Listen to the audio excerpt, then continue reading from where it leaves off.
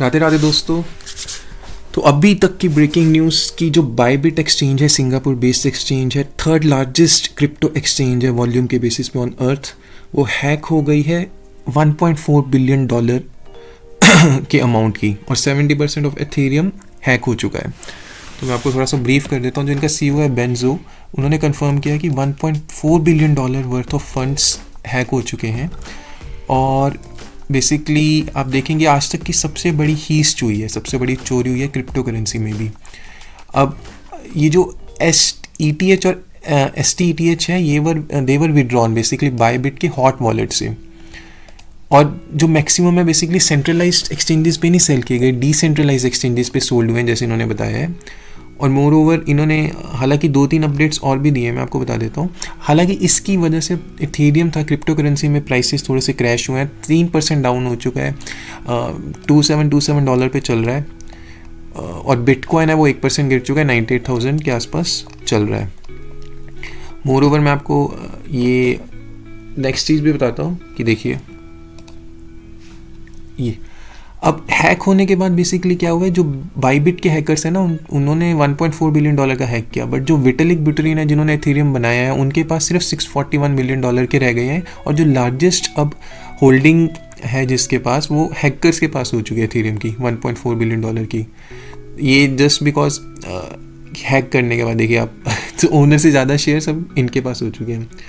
More over हम सब जानते हैं कि जो जितने भी क्रिप्टो करेंसी की जो सेंट्रलाइज एक्सचेंजेस होती हैं, जैसे कि आपकी हो गई कॉइनबेस हो गया, BTCC हो गया, बाइनेंस हो गया, ये सब सेंट्रलाइज एक्सचेंजेस हैं। तो इसमें आपको सिर्फ बाय करना है, आपको सिर्फ सेल करना है, ट्रेड करना है। बट अगर आप अपना कॉइन्स उस पर रखेंगे तो किसी भी दिन किसी भी वक्त आपके कॉइन्स जा सकते हैं। इसलिए आपको कोल्ड वॉलेट में स्टोर करना होता है। कोई भी क्रिप्टो करेंसी हो सकती है, बिटकॉइन हो सकती है, एथेरियम, XRP, डॉज कॉइन, कुछ भी है, मीम कॉइन, बट आपको अपने एक हार्ड कोल्ड वॉलेट में रखना पड़ेगा, वरना हैकिंग बहुत पॉसिबल है। एक और ट्वीट है मैं जो आपको दिखाना चाहता हूँ। सो बेसिकली जो भी हैक हुआ था वो 39 एड्रेसेस पे गया था, जैसे इन्होंने ZEG XBT ने शेयर भी किए हैं।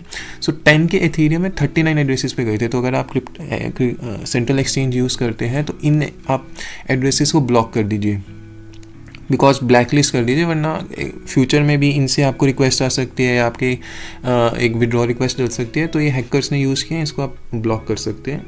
और मोर ओवर उन्होंने ये बात भी बताई है कि जो CEO हैं कि इसमें अगर बैंक रन भी होता है ना तो भी कोई इश्यू नहीं आने वाला, क्योंकि उन्होंने उनकी विड्रॉल अब कोई होल्ड नहीं कर रही। कोई भी विड्रॉल रिक्वेस्ट डाल रहा है एथेरियम में किसी भी वॉलेट के लिए, तो CEO ने बोला है कि अभी इट्स वर्किंग फाइन। तो डरने की बात नहीं है, बट आपको अपना पैसा देखना पड़ेगा, आपके जो कॉइन है वो सेफ़ है कि नहीं है, और अब उन्हें जल्दी जल्दी कोल्ड वॉलेट में डालिए। मैं आपको एक और चीज़ दिखा देता हूँ।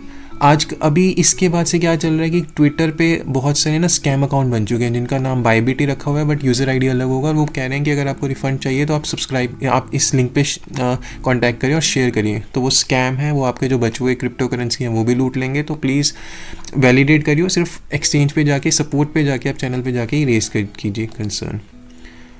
और अगर मैं आपको टेक्निकल चार्ट की बात करूं बिटकॉइन के बारे में, तो अभी भी हम जानती हैं कि सपोर्ट पे ही चल रहा है। देखिए 15 मिनट्स का था, ये 4 आवर्स का था, और ये डेली का है। तो अभी सपोर्ट की बेसिस पे ही चल रहा है। ये थोड़ा सा रेंज बाउंड हो रहा है, स्टिल अभी 96 के आसपास चल रहा है। तो जैसे ही ब्रेक करते हैं 99 का चैनल, तो 109,667 की तरफ, हाई की तरफ जाने के लिए रेडी रहेगा। तो अगर आपको ऐसी क्रिप्टो करेंसी की लेटेस्ट न्यूज़ या anything related to alt coins, meme coins या एनालिसिस करना है, कोई कॉइन का आपको पूछना है या आप डिस्कस करना चाहते हैं, तो प्लीज़ कमेंट करके बताइए। और अगर आपको ये न्यूज़ पसंद आई है तो चैनल को सब्सक्राइब कीजिए, वीडियो को लाइक कीजिए। Thank you.